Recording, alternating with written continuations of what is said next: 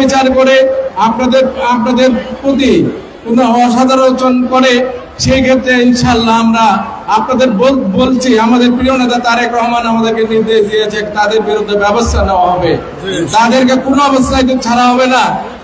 আমাদের এই রামগঞ্জ শতকরা 80% আমাদের বিএনপি সমর্থিত। আপনারা মা বোনেরা, আপনারা বিভিন্ন দলীয় অন্য দল থেকে আপনাদেরকে বিভিন্ন ধর্মীয় ভাবে বিভিন্ন উপদেশ এবং বিভিন্ন ধরনের পরামর্শ দিয়ে অন্যকে ভোট দেওয়ার জন্য চেষ্টা করতে পারে।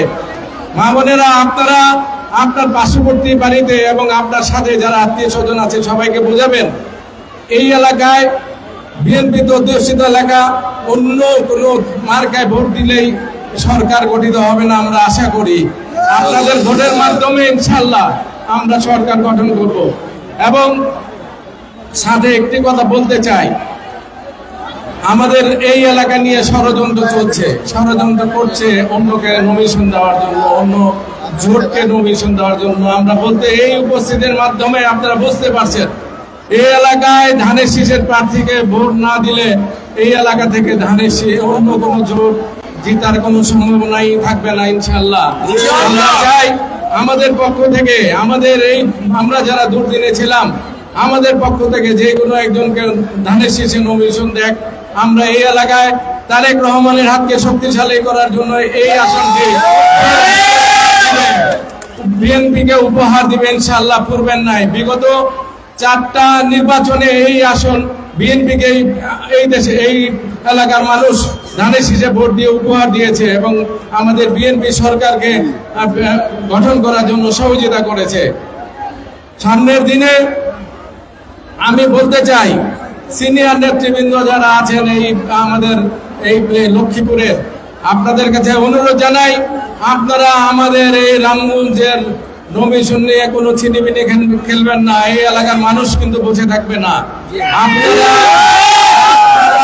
আপনাদের আসন নিয়ে চিন্তা করেন, এই রামগঞ্জের আসন নিয়ে চিন্তা করেন না।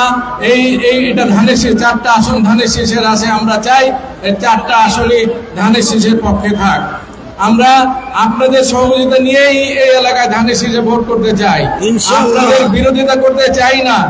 আপনারা আপনাদের এলাকায় ইলেকশন করে আপনি মন্ত্রী হন, আরো কিছু হন, আমাদের কোনো আপত্তি থাকবে না। কিন্তু এই এলাকার মানুষের অধিকার আপনি নষ্ট করতে পারেন না এবং আপনাকে করতে দেওয়া হবে না ইনশাআল্লাহ। এই এলাকার মানুষ আপনাদের প্রতিরোধ করবে ইনশাআল্লাহ।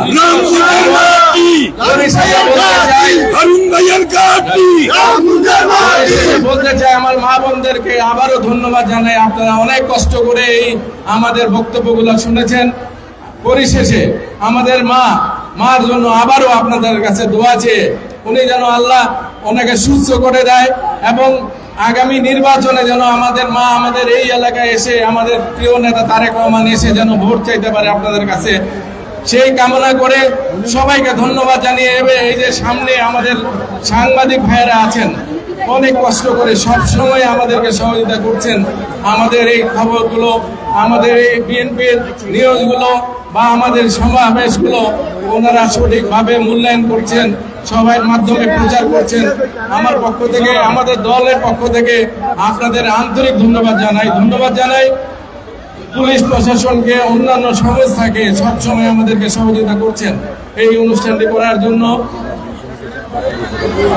আর এই এলাকায় নমিশন দিবে ইনশাআল্লাহ খুব অচিরেই। পরে আপনারা জানতে পারবেন এই এলাকা থেকে ধানের শীষের প্রতিনিধি নির্বাচন করবে ইনশাআল্লাহ। বাংলাদেশ জিন্দাবাদ, বাংলাদেশ জাতীয়বাদী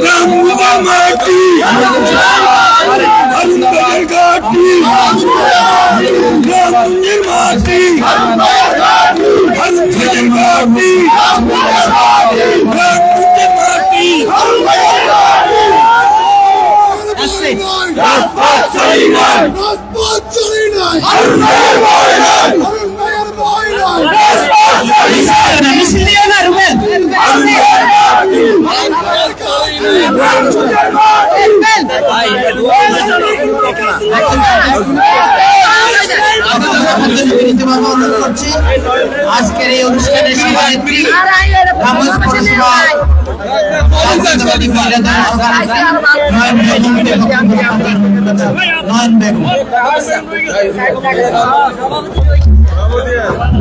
বিসমিল্লাহিররহমানিররহিম।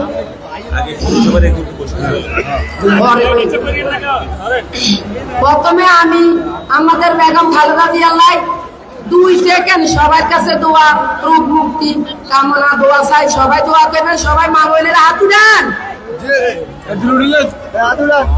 আজকে